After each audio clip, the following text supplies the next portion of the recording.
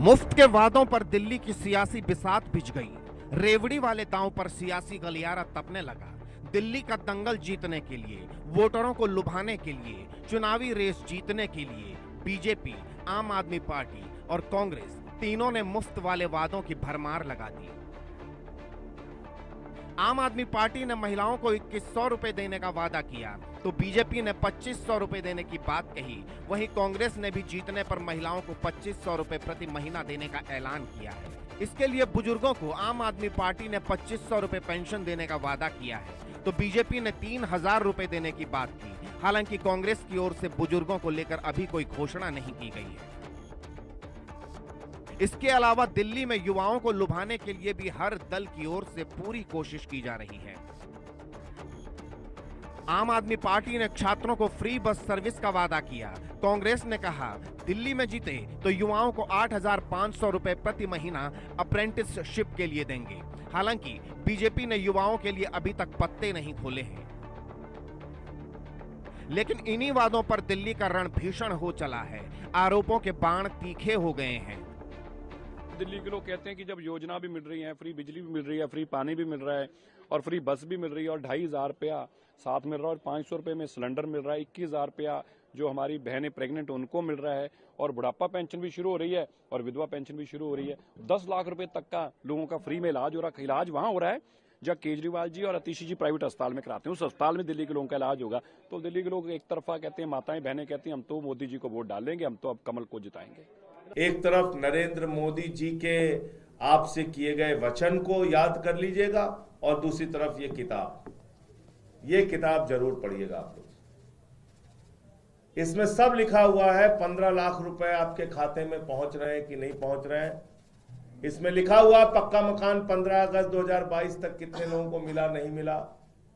इसमें सारा कुछ लिखा हुआ है कि फसल का दाम 2 गुना हो गया, पेट्रोल 40 रुपए का हो गया, 50 रुपए का पेट्रोल हो गया, 40 रुपए का डीजल हो गया। सब कुछ इसमें लिखा हुआ है। ये किताब आप लोग जरूर पढ़िए। हम विकास पर चुनाव लड़ रहे हैं और विकास के मुद्दे पे आए तो जवाब दें, आदमी अपनी बात पूछे। जब हिम्मत ही नहीं है इनमें से किसी पार्टी की विकास के किसी काम पर बात करने की, तो क्या कोई उलझे इनसे। दिल्ली के दंगल में मुफ्त वाले दांव पर सियासी तनाव बढ़ गया और ये सियासी लड़ाई तब और भीषण हो गई जब बीजेपी ने आम आदमी पार्टी पर देश विरोधी ताकतों से हाथ मिलाने, अपराधियों को शरण देने जैसे गंभीर आरोप लगाए। आज उनकी छाप जो एएपी है ना, वो ए अराजकता के लिए भी जाना जाता है, अलगाववाद के लिए भी जाना जाता है, आतंकवाद के लिए भी जाना जाता है, अफवाहें फैलाने के लिए भी जाना जाता है, अपराधियों को शरण देने के लिए भी जाना जाता है। ऐसी कौन सी मजबूरी है कि इन देश विरोधी ताकतों से हाथ मिलाना जरूरी है।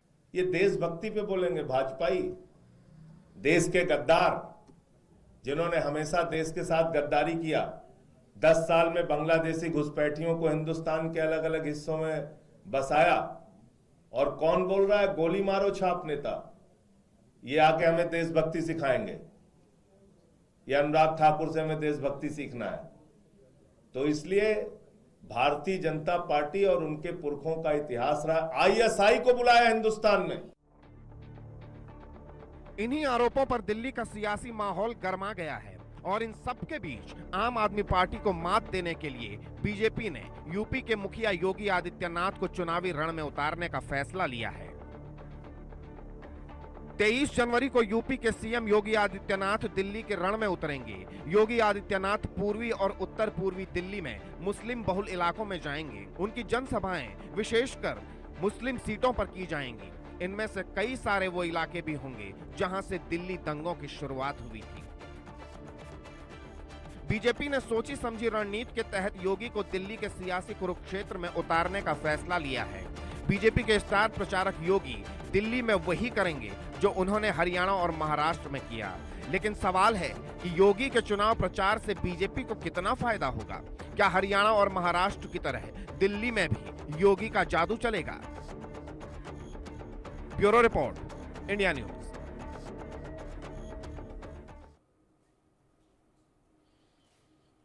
सुना आपने, वार पलटवार तकरार आखिर किस पर हो रही है और